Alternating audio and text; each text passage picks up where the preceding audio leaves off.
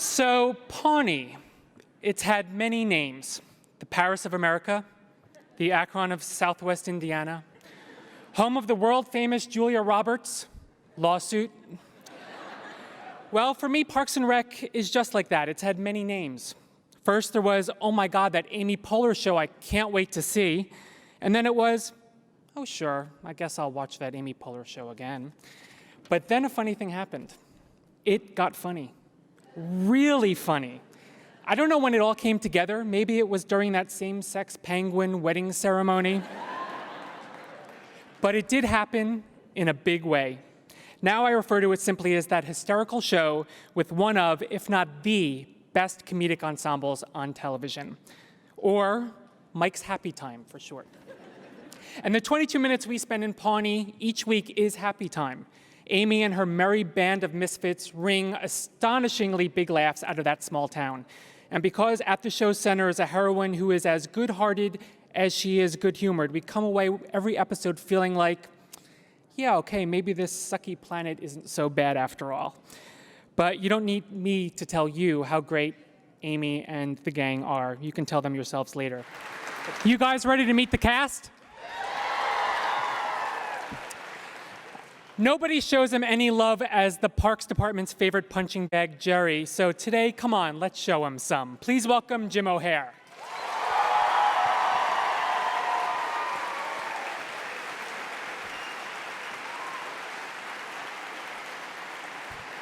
She broke new ground as TV's first African-American character to endorse David Duke for president.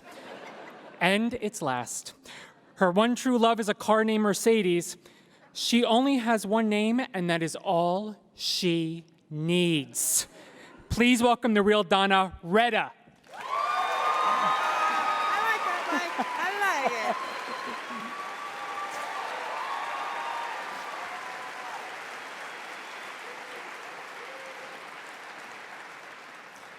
He broke new ground as TV's first adult male character to admit that he shops at Brooks Brothers Boys. And proudly, please welcome the guy behind Girl Crazy Snarkmeister, Tom Haverford, Aziz Ansari.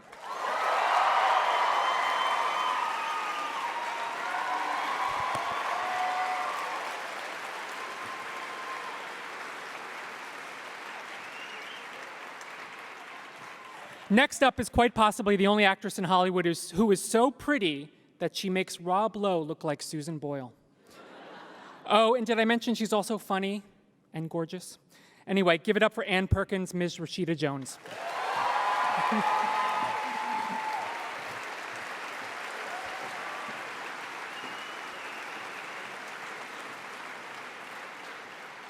He's the show's co-creator and exec producer, but he's best known for his breakthrough role as Dwight's cousin Mo Schrute on The Office, Michael Schur.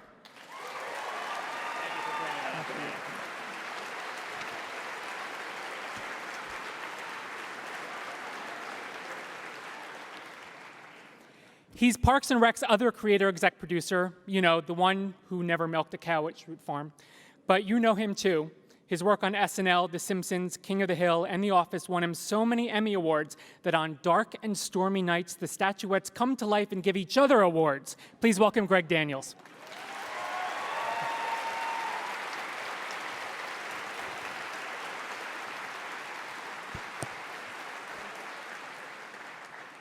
He spent much of season 2 living in a pit.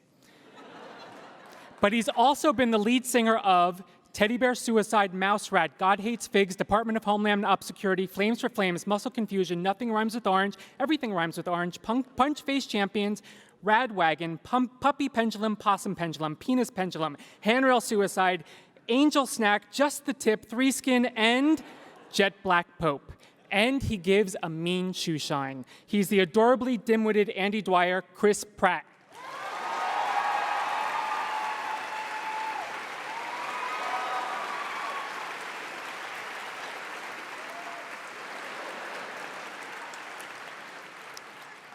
The last time I ran into our next panelist on the red carpet, she flipped me off and screamed, "Jesus is dead." So I think it's only appropriate that you roll your eyes and give a slow, fake clap for the menace behind April Ludgate, Aubrey Plaza.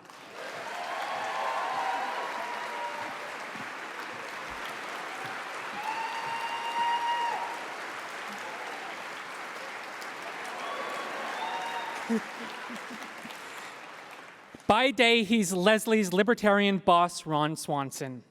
By night, he's jazz saxophonist Duke Silver. His mustache also recently was assigned its own zip code. Please welcome Nick Offerman.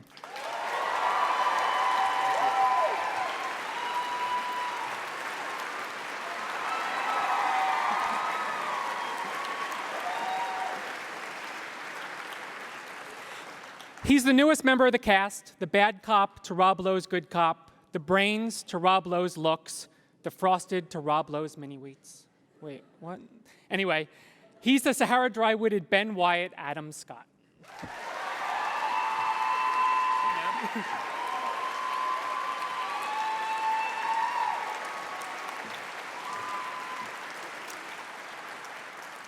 And last but not least, let's meet the crazy glue that holds this whole wackadoodle ensemble together, even as she doesn't always keep herself together. She's perpetually optimistic Deputy Director Leslie Knope. Give a warm welcome for Amy Poehler.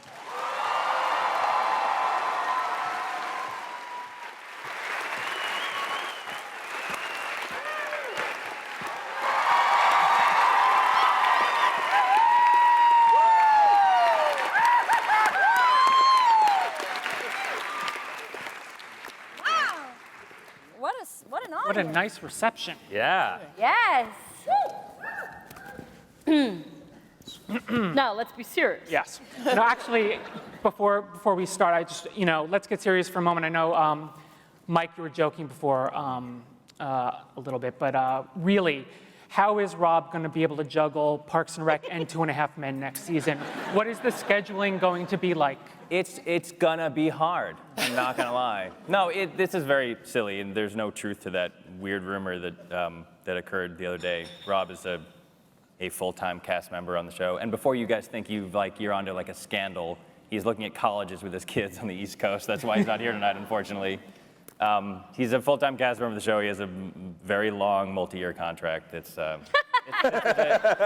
was a case of someone tossing a name up in the air, and then the internet lit a match and set itself on fire. And now here we are. So anyway. All right. Well, with that out of the way, I loved this episode, Harvest Festival. And one of the things I loved about it is I feel like it's what your show does best. It lampoons small-town America, but also shows so much affection for it. I imagine that's sort of a tricky balancing act that you guys have to pull off week in and week out. Yep. Yeah, no, I think that's the essence of the show, is that the show is not trying to make fun of anything, really. It's, except in this case, maybe the media, appropriately, the media. But no, the idea for Little Sebastian had come up in a completely different context a long time before we did this, and we just liked the idea that there was I think small or medium-sized towns often have, heroes. And very often that hero is not a human being. It's the bulldog that's like the mascot of the high school football team or something. And so we came up with this idea for this horse, and then this was the perfect place to kind of debut it. And I think that my favorite moment I think we've ever shot is Offerman laughing giddily at Little Sebastian when he walked in. It's this crazy, insane, high-pitched. It's like the first time Ron has ever lost his cool. And that was the idea. Was these people. This is not a joke. These people really care about this much, and I think that's what makes the town kind of nice and like a fun place to live. And I think it's the reason that, for example, despite Ben not really getting it with Little Sebastian, over the course of the year, he's beginning to kind of see the town as like a really nice place to live.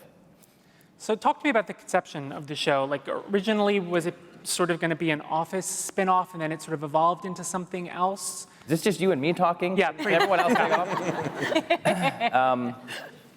Do you want to go through the history? A little brief history? Yeah, there was a desire to do an Office spin-off, and when we sat down to come up with ideas for the show, some of them were Office spin-offs, but then we came up with this idea, and Amy became available and liked this idea, and we said we should do this and not do an Office spin-off. And from the beginning, it was sort of NBC had just said, we just want you to create a show, and an Office spinoff was one possibility, but they never, Right. they just sort of said like, whatever you guys, it's like, it'll never happen again in the history of television. They just literally said like, whatever idea you guys want to do, and this is what we wanted to do, so. And it also had that, it was also unusual because we didn't go through any pilot process. We shot the pilot, and then the next week we shot episode 2 and 3, and the whole season, first season was shot really before the pilot was edited or anything. Yeah. So it was like our whole first season was like our pilot, kind of. And Amy, do you have any inspirations for Leslie? Yeah, I think she's kind of like, she's kind of part Girl Scout, part pioneer. She's got like a very suffragette spirit, I think, but zero game. And the suffragettes had crazy game. Yeah. And personally, my game is fucking tight. But Leslie's game is not so great. Yeah. Were you concerned at all about any Michael Scott comparisons? Oh, yeah, well, we had to kind of wade through, we talk about season 1, it was only 6 episodes. It was an amuse-bouche for you top shows. But it was just a constant, I knew it was coming, but I braced myself for it, and it still was weird to get, but it was just constant, she is no Steve Carell, and Leslie is no, Michael Scott. And then I think people, luckily, started watching the show rather than reading about it.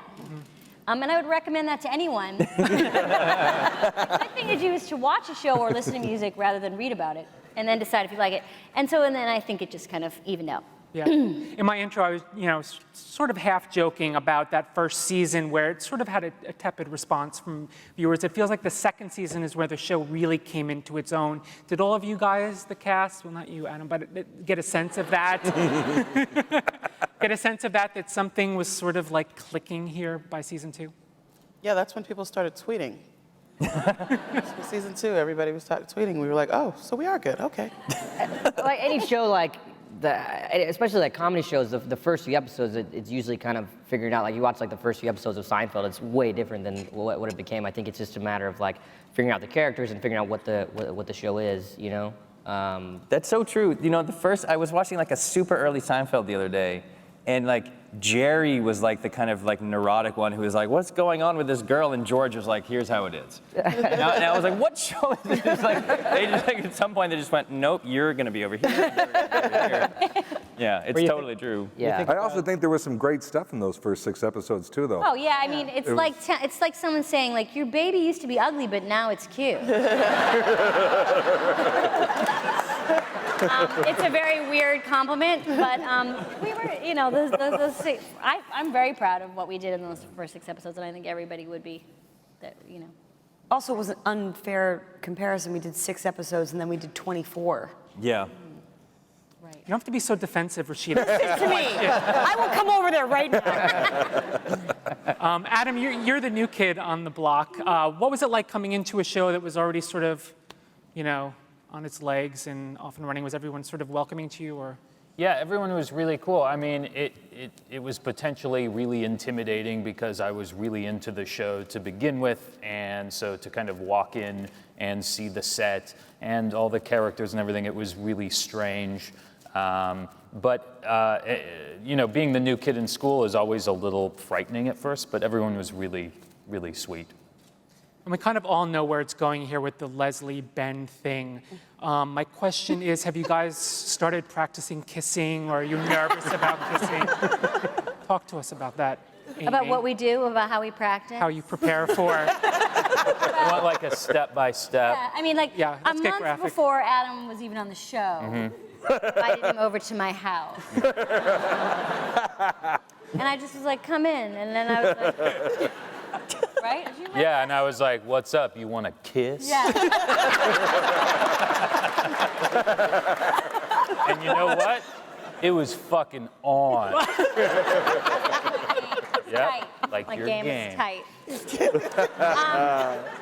I mean, but we know it's going somewhere. I mean, this last episode, there clearly was, a really sweet Well, moment it's between kind the of two of fun you. for Leslie to, she's had many suitors, and this is the first one that is interested in the same thing she's interested in.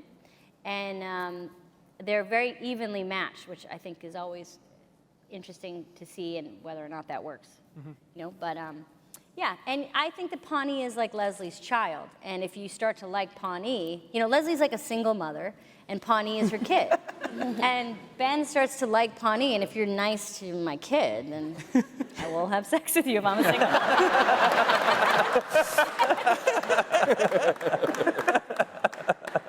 mother. Nick, where do you begin and where does Ron end? It seems like, I don't know you that well, but it seems you play that character so well. I can answer that by removing one piece of clothing. Uh-oh. What's happening? The handkerchief. Nice. But there are some parallels. Yeah, I mean, if I ate like Ron, I'd be dead of a coronary embolism.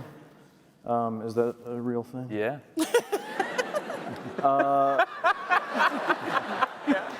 I too have good manners.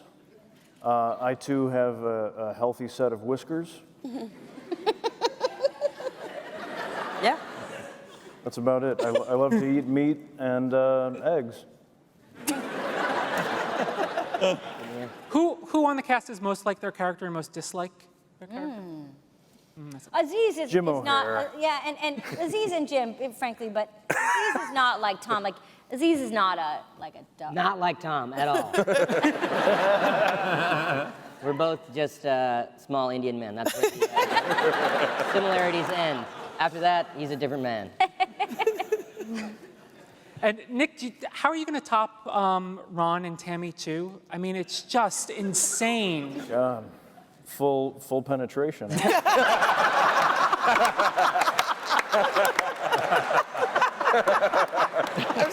That's true. There's only so much foreplay a fella can stand.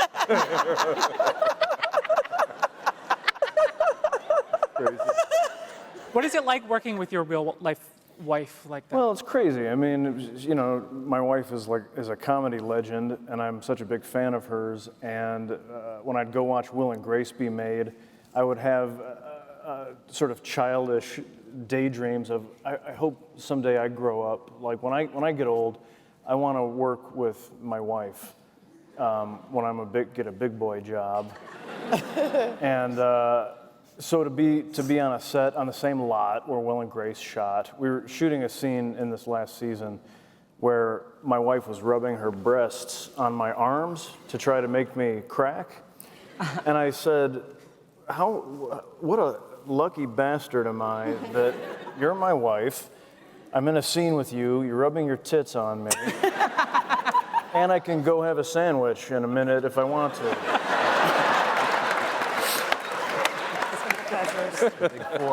Big four. Nice. We're going to pause here for a minute. Aubrey wanted to make a statement about the Charlie Sheen situation. The floor is yours, Aubrey. I'd like to hear this. Charlie, I am available for whatever fucked up shit you want to get into with me. I've said it on Twitter, and I mean it. I know you have a lot of people following you on Twitter. I'm one of them. Sift through those tweets and find me before I kill myself.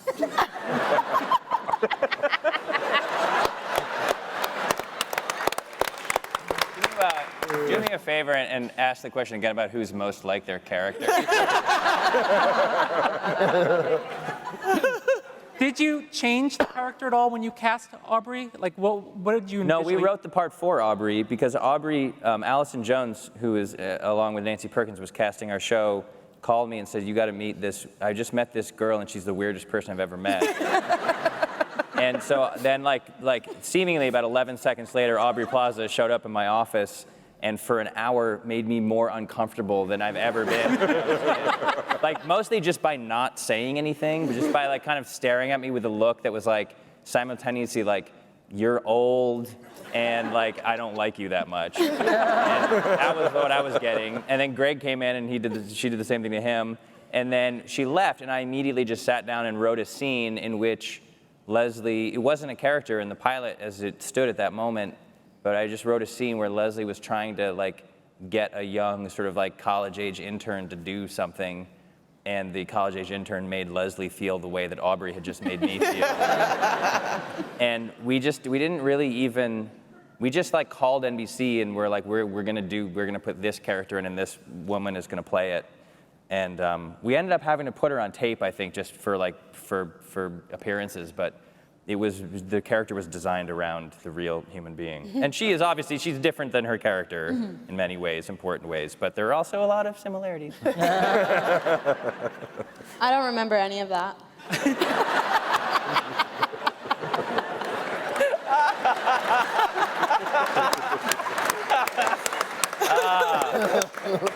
Touche. And when was the decision made to pair April and Andy? Was that something you knew going in at the start of the show, or you just saw the Well, and you could fill in this, but there's a great moment when, in the second season, when everyone went, hunting, it was the episode where Ron got shot. And April and Andy stay back at the office, and they, and I think you had said before that those were. Yeah, you were directing. Greg was directing, and they were just goofing around, and the chemistry between them was really palpable and funny, and it just kind of came out of that, right? Well, I think it came out of an ad lib that Aubrey did about the band. In Rock Show, in season one. Don't talk about those shitty episodes,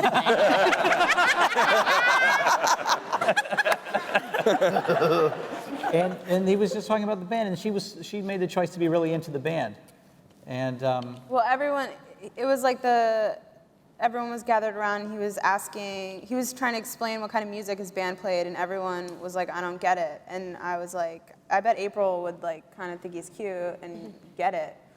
So I was like, I get it. And I looked at him, and that's where it started. Just out of curiosity, what is it like directing Chris and Aubrey in a scene together?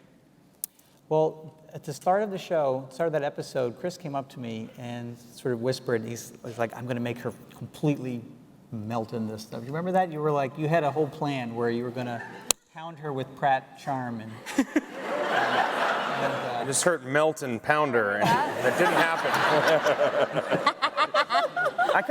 You phrased it better than that. But well, I mean, you know, April has always been like, nothing impresses April except for like really shitty 311 Matchbox 20 kind of music that sounds a little bit like Hootie and the Blowfish. You know, it's like it's really hard. It's really hard to crack somebody and make them smile. And she's, you know, had been notorious for not really giving anybody that. And I was like, I'm gonna get that. I'm gonna get a smile out of her or something. And it, you know, the scenes, it was really just like this kind of B story that was underneath the hunting trip episode. And so when we were together, a lot of the stuff that made that episode, the two of us hanging out together, throwing the football back and forth, or playing Marco Polo in the office, all these things were really kind of like thrown together in that moment. And I mean, they were written, but it became something different. And every time I was just trying to get something different. And obviously she had already done that when we were standing around that birthday cake, the scene where I was in the rock show in episode 6. yeah, and Dan, the guy who wrote Harvest Festival, Dan Gore, wrote that episode also. No, I think Norm wrote that. Norm Hiscock wrote. Which one? Oh, Dan wrote Hunting Trip. Hunting Trip. I'm sorry, Hunting Trip. And so the scenes had a lot of, they were like good little games. And then these guys kind of improvised on them. And like the one where there's a scene where she's trying to teach him how to do a spit take that got very kind of messy. My favorite one, actually, we didn't end up using, which was, and she was going to paint his toenails. This is on the DVD if you guys want to watch it. She's going to paint his toenails, and Pratt took off his sock, and the joke was that his like nails were all like gnarled and gross, and that they grossed her out. But his foot was actually really that gross. Oh. Remember that? She took it off, and Aubrey has a very, very genuine reaction. She goes, "Dude." But but I made poor. I had made makeup. You put- enhanced it, Yeah, right? put yellow and crap all over my toes, so it doesn't. It kind of looks like that. I don't know if I've washed them since, but I had them enhanced for that scene. It's a very like honest acting moment when Aubrey sees your foot for the first time. Anyway. Rashida, looking around at the cast and the characters, it seems like Anne is the most sane of all of them, the closest to being sane. Is that, do you get that sense as well? Well, she just dyed her hair red, though. Yeah. Well, she's going through a rough patch right now. Yeah, she a little goes bit through of a a little rough bit of patch. a rough patch coming up. Yeah. But do you feel like you're playing sort of the straight man in this? Well, I've been asked that before, and I do, and I think the writers did a great job of creating this, stable, sensible, logical character. But the fun thing about that is now that that's been established, they can break it all down, which is kind of what's happening. I'm clearly not sane, or else I wouldn't be hanging out with all these people. I'm not sane. I also never go to work, and I'm always at City Hall. So I'm not normal. I'm definitely not normal. But, Next episode, you find out Anne is not a nurse at all. I picked up some scrubs in the dumpster. But I think that it starts to kind of come to a head this year a little bit, being broken up with in such a brutal, humiliating way. She kind of is like, all right, what's up? Let's do this. I'm gonna get into it a little bit. And she doesn't go crazy, but she. It's actually, I think it's kind of the opposite. She doesn't go crazy. She's She empowered. just loosens up and like She loosens up. starts not like being so concerned with everything all the time, and she has a little bit of a romp starting in this episode. Yeah. With that guy. Anne turns into a real slut the next Oh, really? Real slut. So Okay. Easy, All right. Easy. is Jersey Shore dude back? No, there's so many other guys. Okay. I mean, who has time to lock it down with one, Is there a serious long-term love interest for Anne on the horizon? That's not really her main focus right now. I know it sounds like a euphemism, but no, she is kind of a slut. Amy's right. She kind of. She goes on a Rumspringa. It's true. Is that a euphemism for something? You'll enjoy it No. along with Anne. You will. But the next couple episodes, let's all live vicariously through Anne. Yeah. Including Rashida. Aziz, is there a invention that Tom has come up with that has been your favorite? My favorite thing is a thing that's in one of the later episodes. It was that Tom tries to. It's the episode in Tom's story is that he's trying to host a game show that he's created called Know Your Boo, which is like the dating show, exactly like the dating show. But he just called it Know Your Boo, and it was so fun because I just thought that was so perfect. That guy would think like, oh, of course I can host a game show. That'll be easy. And it was so fun to do. I think that's probably my favorite thing he creates in season 3. Also DJ Roomba, yes. People like always ask me about DJ Roomba, and they always say, invariably they always ask, for real though, you improvise that? It's like, there's a thing on the ground.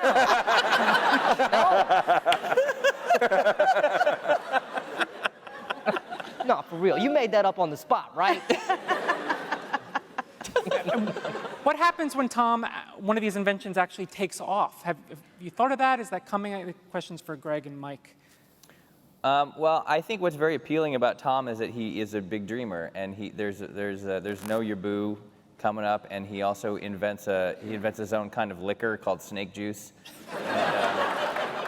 and he tries to get that going. And what's really like appealing about him, I think, is that he's undaunted. Like in the last episode that aired, like a guy who makes colognes for a living told him that his cologne smelled like somebody spilled Chinese food in a bird cage. And he's really bummed for like 20 minutes. And he's like, all right, what's next? Like I think that's a very like endearing quality in the character, that he just believes that he's destined for bigger things, and he's not gonna let anybody slow him down, And eventually one of them will hit, I think, maybe in season 9. Yeah!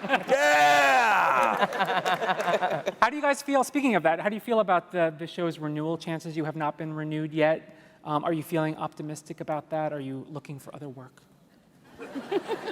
I am. I don't know about anybody else. very optimistic. Yeah, we're extremely optimistic. I mean, renewals usually happen in May, so it's not like it's unusual or something that we haven't been. It's been really, to speak from the heart, but it's been, this process has been, we've never really quite known that far ahead of time what was going to happen. And because of it, we've had to just kind of keep our heads down and do the show.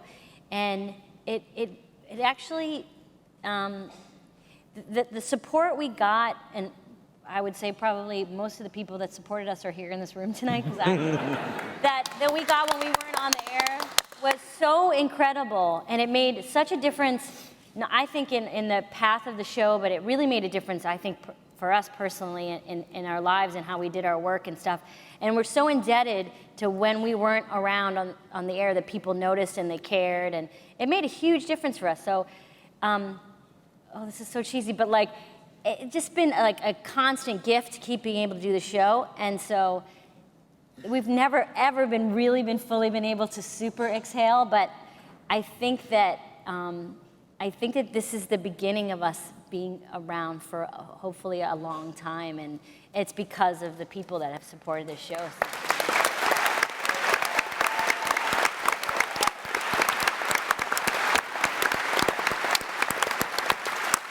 Do you think the time off was sort of a blessing in disguise because it really galvanized fans and really created a demand for the show?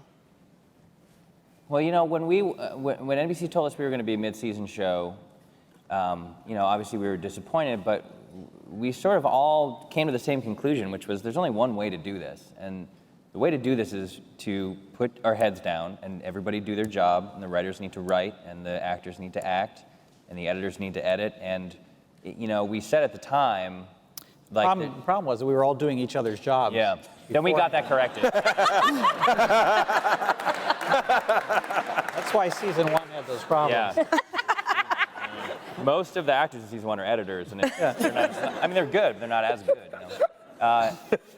But we said at the time, and I believe it was really true, it was like, you can't anticipate how this is going to work out. You just can't. Like, maybe somehow magically it'll be better for us to come on the air in January than it would have been for us to come on in September. Like, you just don't know. It's such a weird landscape, and everything's so unpredictable. So we literally put aside every one of those concerns that we could, and we put our heads down and we did our job.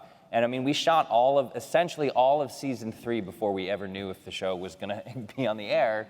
And I think, I honestly feel in my heart that it's like that every episode is better than the last. Like, the season, in my opinion, and I may be biased, gets better and better and better and better. And I think it's because we all kind of just pulled together and said, like, there's only one thing we can control, and it's the actual show, Over the last couple seasons, maybe I'm just crazy imagining this, but I feel like we've been seeing more of Jerry and Donna in each episode.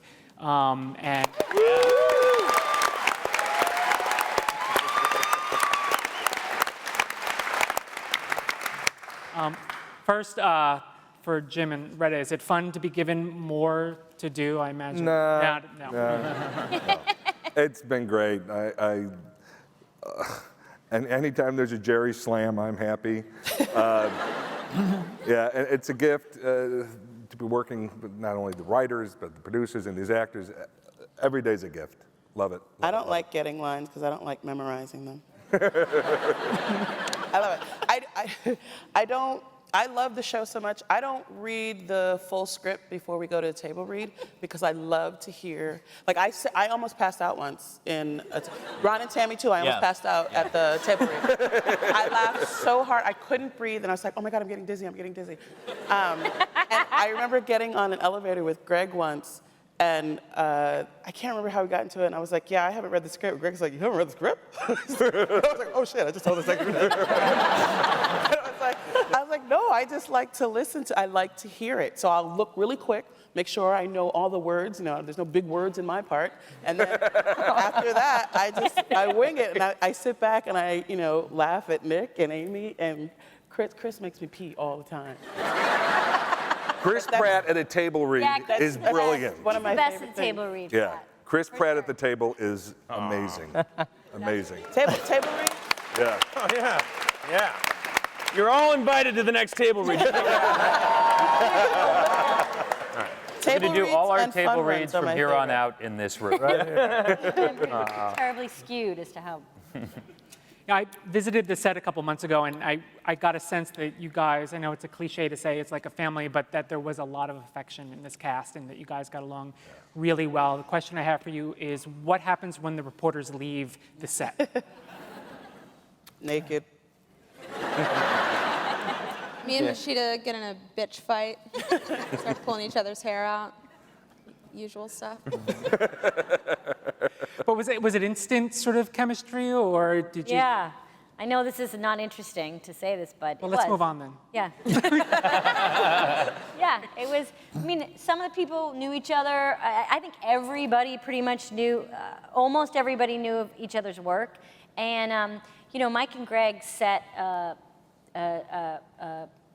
like a tone very early on about how the show runs, and you feel very collaborative, and you feel very respected, and feel very taken care of. And then I think that usually talented people are nice to be around, usually. And this is like, I think, the most talented cast on television. So I think that most people are nice to be around on this stage. I disagree that that talented people are nice to be around. I think no, I'm serious, and especially when they're number one on the call sheet. I think that it's the truth. Most of the time, when someone is really talented and they're the top dog actor, the first name that comes up on the screen, basically Amy's position on this, they're not always nice. And the fact that you are, and the fact that you've made everybody feel good and you always laugh at jokes, I've never seen you in a bad mood, it all rolls downhill. Like this whole family vibe and everyone getting along well, it comes from you. It has always came. It's always come from you.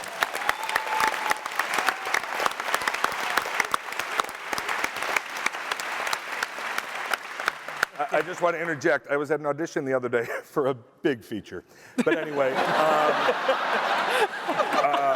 so we'll talk about my schedule for next season. But anyway, no, but in all seriousness, this actress came up to me. She goes, "Oh my God, I love the show." And I actually think she might even be here tonight.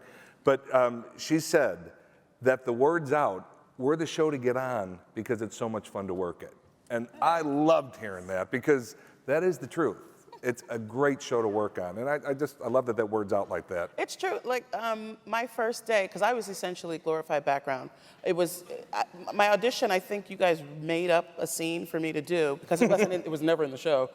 I didn't really speak in the first season, and so I was glorified background. I was like, I'm not doing shit. I'll fucking go sit on the set and get paid. I was seriously. Basically, what I thought. My manager's like, you're just an extra, really. I was like, bitch, I'm getting paid. So I was like, I'll go sit at the desk. I don't care.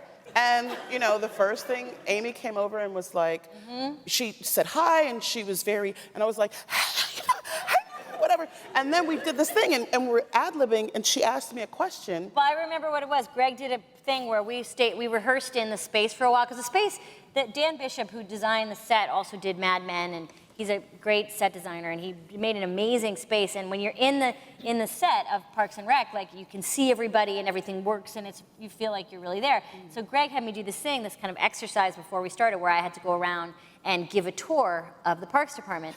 And I went up, and we were just getting to know each other, Retta. And I went up and said, "This is Donna's desk." And I was like, and there was like a leaf that the art department had put up. It was stuck on the board. And I said, "Oh, and Donna, where'd you get this?" And she was like, "Outside."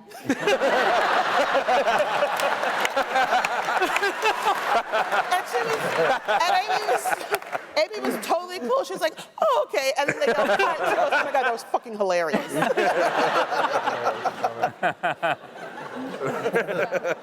Outside.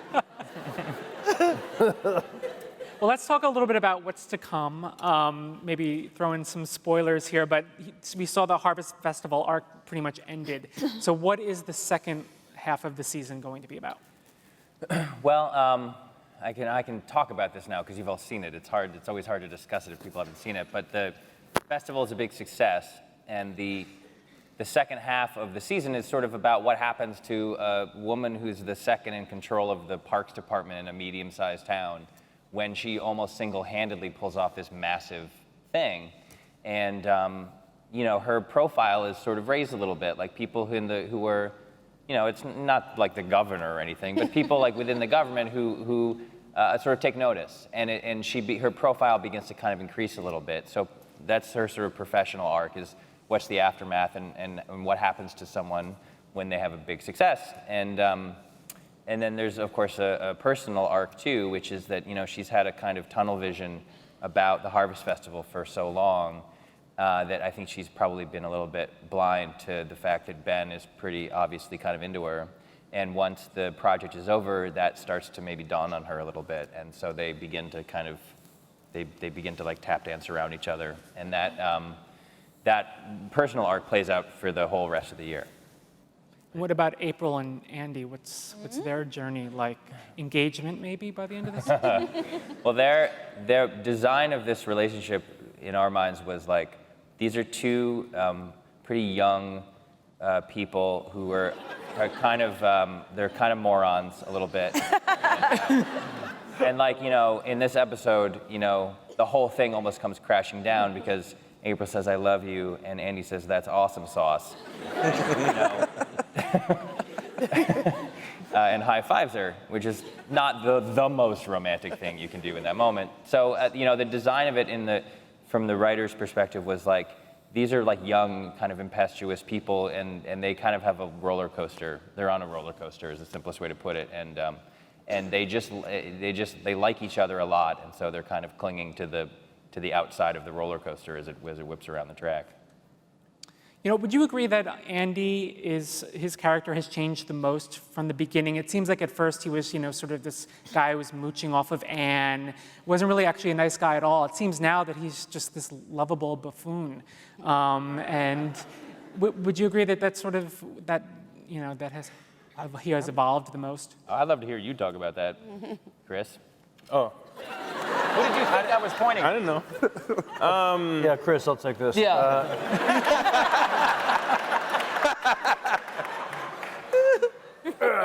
Andy met a man named Ron Swanson.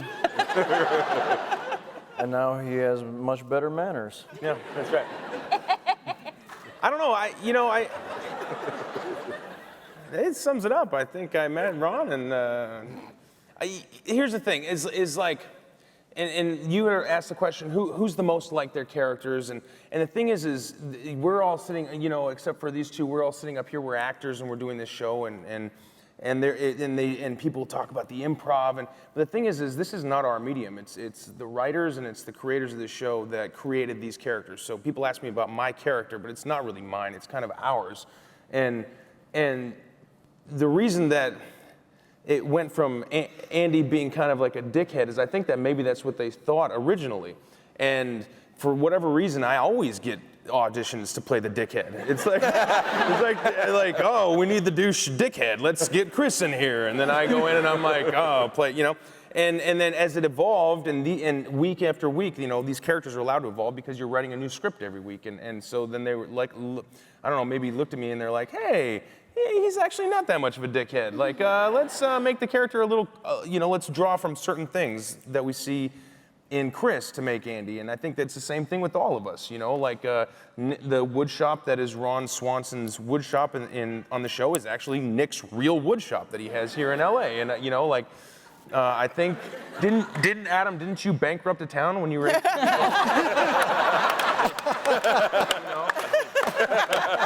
it changed a lot, but it's just because in the,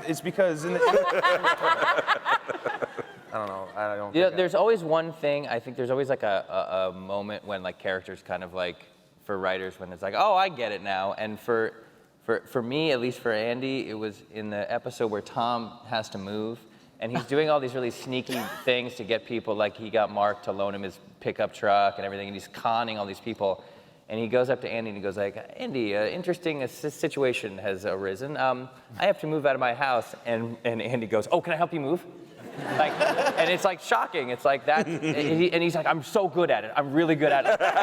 He's trying to convince Tom to let him help him. There was just something, I don't even remember who wrote that line offhand, or came up with that, but it was just like that is the essence of that guy. He's just like a really nice guy. Like and you know, he had been going in that direction, but I remember thinking at that moment, like, that's Andy, you know.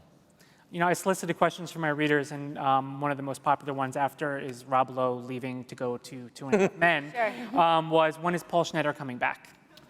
Well, you know, we really wanted to try to get him back this season, and then when we got moved to mid-season, we did fewer episodes than we thought we were going to, and we didn't get a chance to do everything we wanted to do, but we would love to have him come back. He's in Paris, like doing a movie with Catherine Deneuve or something. Yeah, he's got a fancy life, but we have like where the writers have had this idea for him, a way for him to come back and do like some number of episodes, and we're gonna hopefully be able to do that. And I think it would be interesting too I would love to see Louis C.K.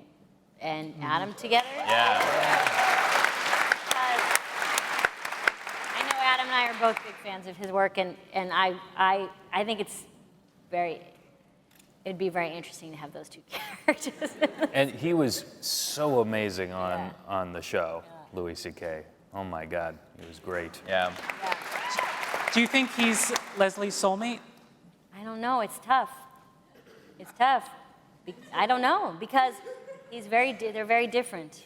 Very different. But I think we haven't seen the last of him. I'd like to think that. I mean, I think that it would be really interesting to have those characters in the same room, because they're very, very different, and it would be really, I don't know, I'd like to, if only for my own viewing pleasure. You won't even be in the episode. You can just watch it. There's a tremendous opportunity still with the characters here to introduce family members. I feel like we haven't seen a lot of that. Is that something you're cooking up for next season, or maybe even later this season? Yeah, we've always... April's sister. We've seen it, met April's sister. She comes back in at least a couple episodes this year. April's sister comes back. We know that there's a couple things established where someone had some brothers, right? Yeah, you get to meet Andy's brothers. Yeah. All of five of them, all of whom are like 10 inches taller than me. So I'm the runt of the family. We had someone pitched for an episode we didn't do that we should get Jimmy Buffett to play Leslie's dad. I don't know what that would mean. I don't know what. There's like an index card in our office that just says Jimmy Buffett as Leslie's dad. So that's floating out there somewhere. I secretly want Usher to play Tom's brother.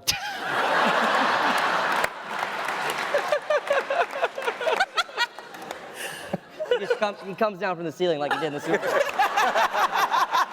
Every time he's in a scene, he just comes in, just eating a sandwich. That would be great. It's like, guys, I've got a really special guest at the Snake Hole Lounge. He's performing. Like, all right, everyone comes, and it's like, Usher's your brother?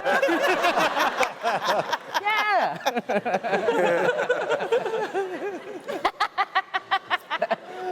When are we going to meet the mayor of Pawnee? Well, I don't know. It's out there. He's been referenced. His name is Mayor Gunderson, and he's been referenced a bunch of times. His name is Walter Gunderson. He has a dog. We know little clues about him. But you want to see? Well, I'll put it out there because he'll never hear this. But my dream is that, and I feel like he could do it, because we would only shoot like 3 hours, and he could just sit down the whole time. But my dream would be for Bill Murray to play the mayor. Wouldn't it be amazing? I'm just saying it because of because that, I feel like he would be the highest status, most, like the most powerful man, certainly in Pawnee, would be Mayor Gunderson and Bill Murray. So if anyone has his number, give him a call. You have his number. I do, yes. Later. Do you guys put any stock in sort of awards and stuff, and at the Emmys? I think I was personally disappointed last year when you guys didn't get a lot of Emmy love. Maybe as the show's profile increases, some more attention will come. Were you devastated that you didn't get Emmy? I don't think it would be fair to characterize We were us as all devastated. literally dressed up outside the door of the Emmy. And we were waiting for our names to be called. We snuck in. We thought there had been a clerical error, so we all snuck in. And as they began to read the category, we all started walking down the aisle. And they were like, Modern Family. We just had to like. There was a silver lining. Like the day we found out the Emmys didn't happen was also the day we found out Amy was number 4 on High Times Stoner of the Years. Ahead of Be Real from Cypress Hill, by the way. Be Real slacking. Nice. Right. I think honestly, Amy was nominated for lead actress, and I think we all kind of were like, that's right, that's correct, that's the person that should be nominated. Like, it would be nice if everyone were nominated, but if there's only going to be one nomination, then it should be Amy Poehler. That's how I felt.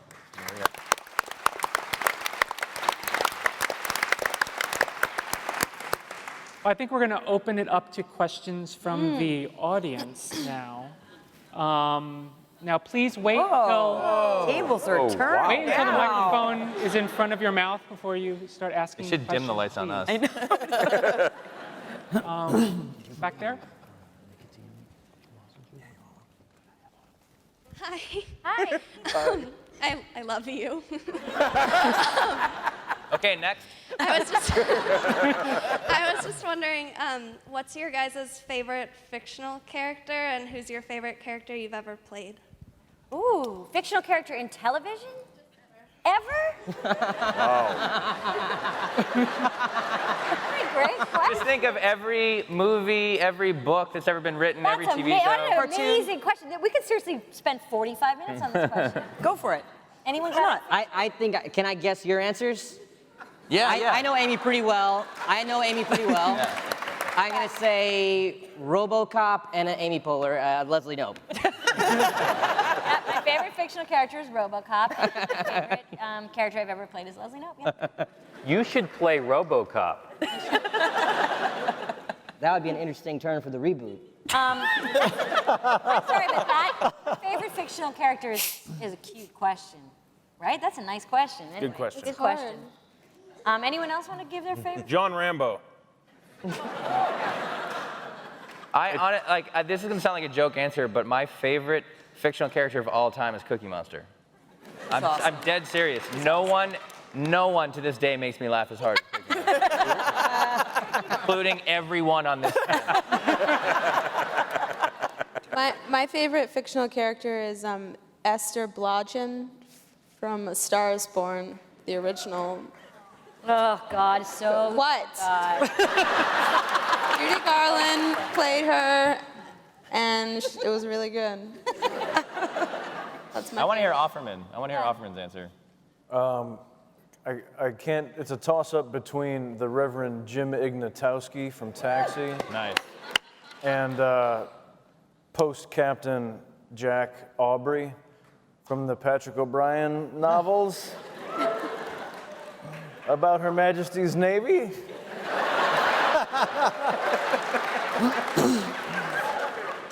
Very similar characters. I'm gonna guess me and Adam and Aziz's favorite character would be, or one of them would be Omar Little from Oh, yeah. Oh, yeah. the Big Wire. Can I change my Yeah. answer from Cookie Monster to Omar? Nope. More questions.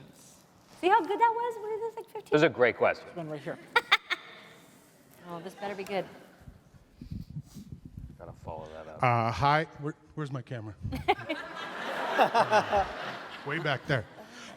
First, I want to say the episode this season with Al Ben's TV meltdowns was one of the funniest things ever on TV in history. It will go down in history as being one of the funniest things ever, so that was awesome.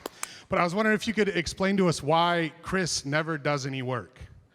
Why he's never seen working. I've never seen him with a pen or pencil in his hand, and I was wondering why that is. I assume you do it on purpose. So I was hoping you'd talk about that. Thanks. The design of the characters was there's sort of a good cop, bad cop team where Chris comes in and he's really enthusiastic and he makes everybody feel great about themselves and he lifts everybody's self-esteem and he gets everybody clapping and their blood is pumping, and then he just bolts out the door.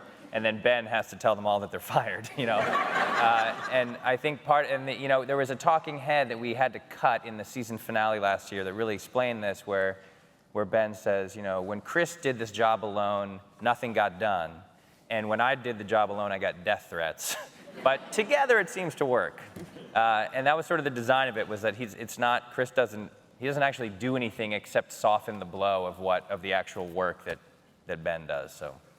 But when Rob is doing his scenes, he will tell you that he leans heavily on his West Wing days as far as filing, right? Yeah. If he was here, he would tell you that he learned a lot of skills in the West Wing, and one of them was filing while acting. Yeah, taking a piece of paper out of a file and putting it in something, or taking a piece of paper from somewhere and putting it in a file.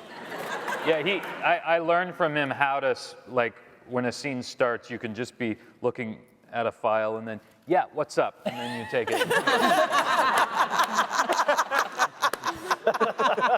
It works. That was good.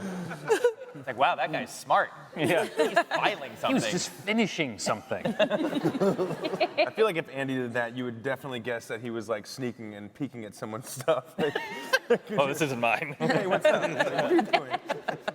What was it like when Rob joined the casts? You know, he's a pretty big star. Was anyone like starstruck? And was it? She was happy. She was super happy. Out of my mind. I didn't even. Yeah. Rashida had to make out with him. I didn't even know who he was. Well, shut up, Aubrey. She didn't know who he was. So fucking young. I was like, big deal. Who is he?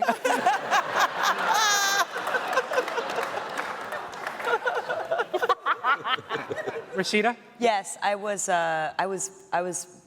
blushing the whole day, and we had to make out on his first day.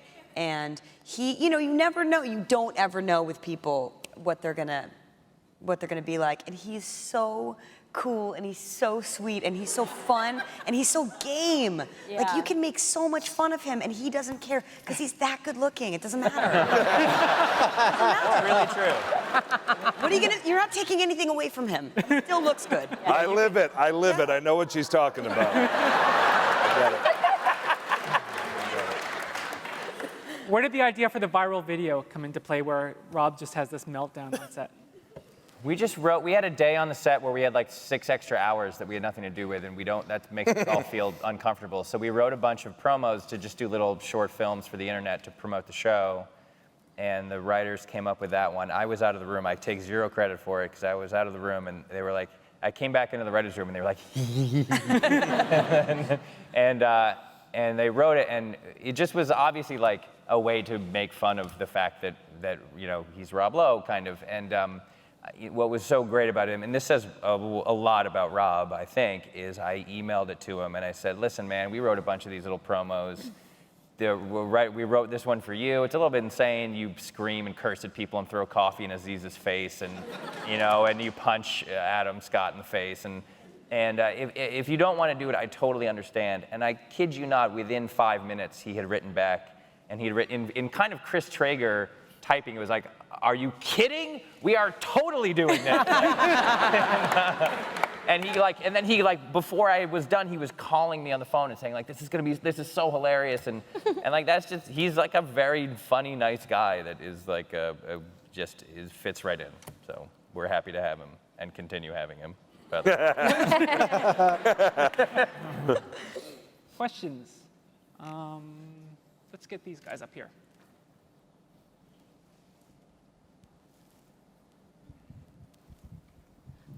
Okay, so first off, can Leslie maybe get sick like every season? Because that would be awesome. And my next question is, well, for Adam, how did you prepare for Ben's breakdown? Because it was awesome. So like, was it hard to, act that nuts, or what did you do for that? Thanks. No, Harris Whittles had written the script for that. Yeah. There he is.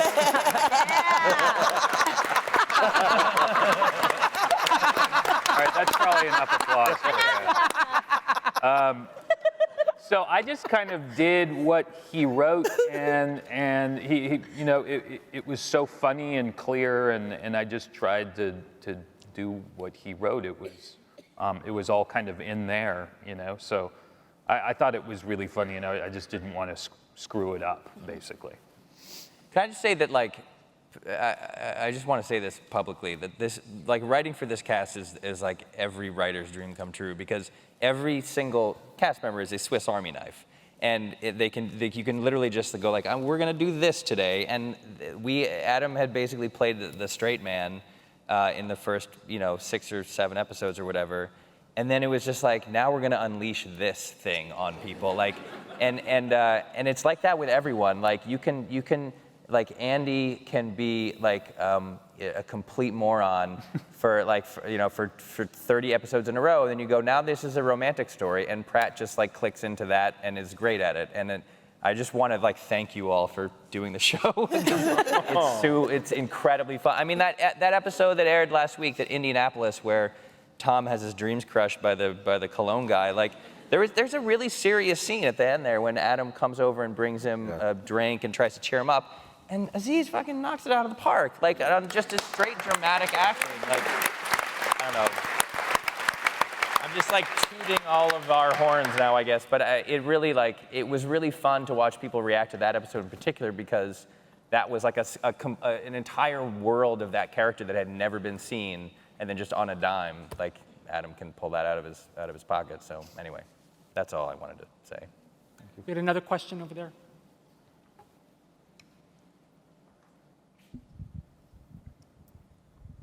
Hey, I totally love you guys, by the way. I think everybody in this room does, though.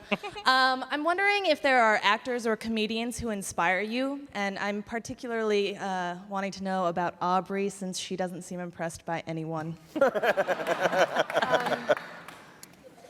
I have such a long list of comedy inspirations. But not to be cheesy, Amy was like one of my comedy heroes when I was in high school. So it's like pretty. Oh my. Be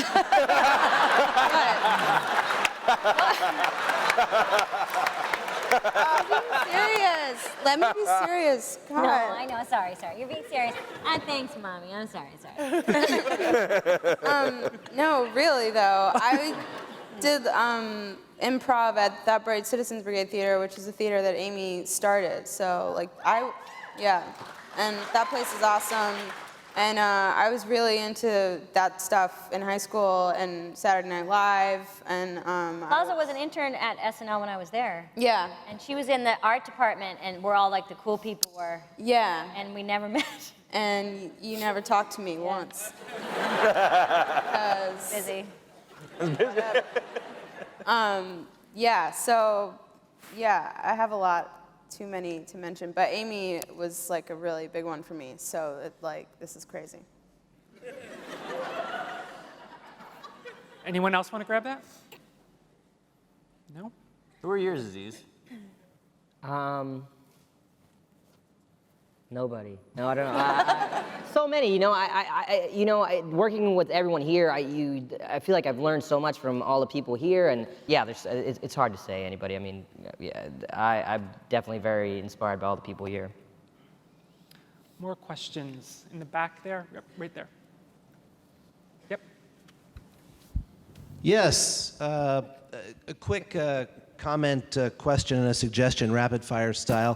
First of all, Chris, I want to thank you for, I'm from Orange County, and needless to say, I want to thank you for breathing life into a certain series. I won't mention the initials, but let's just say it was Fox-rific.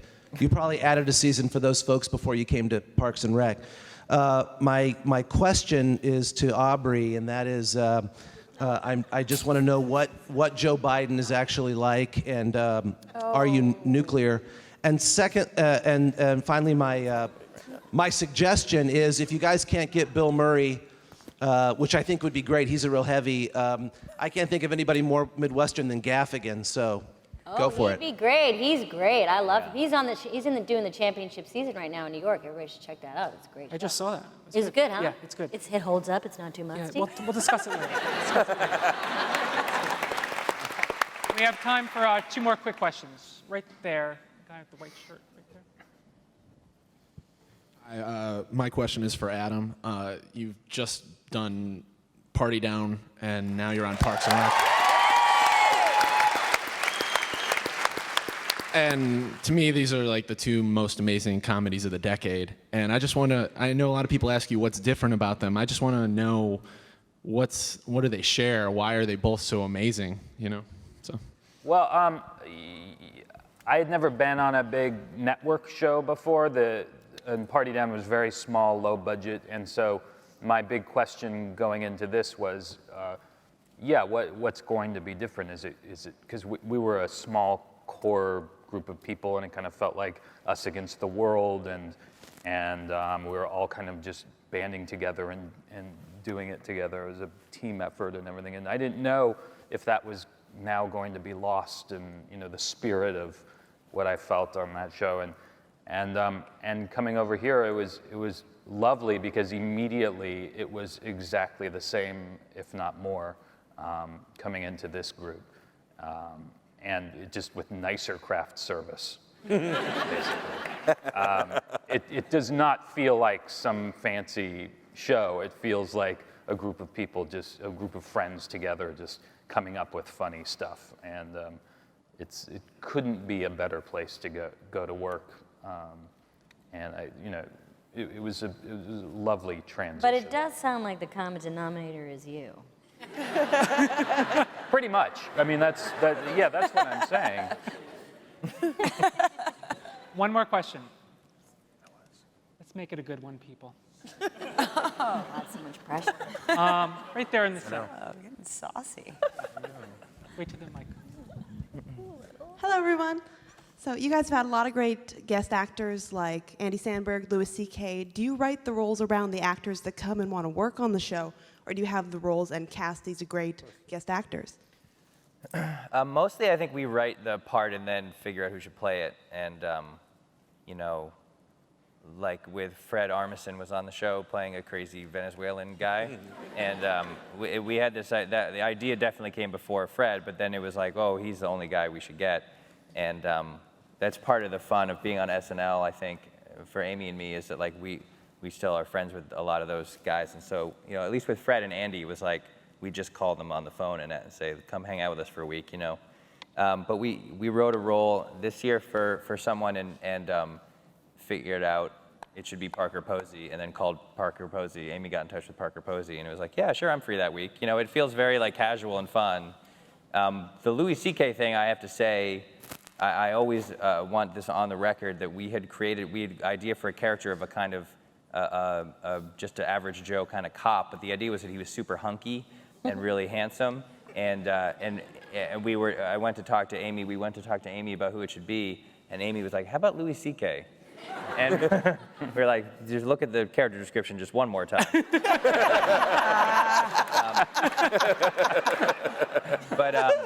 But she was, you know, she made this point that is one of the great, Amy's been a producer on the show from the beginning, and she made this point that's such a good lesson, just such a good producing lesson, which is like, just get the funniest guy. Just get the funniest person. Like, Louis C.K. is the funniest guy in the world.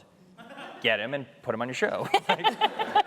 Who cares? Like, who cares what the character description is? And it was a great argument, and it was, and we managed to snag him. It was right as he was selling the pilot for his show, right. And thankfully, like, he had this gap before he started shooting, and man, it was just what a genius producing decision that was from Amy Poehler. So. Yeah.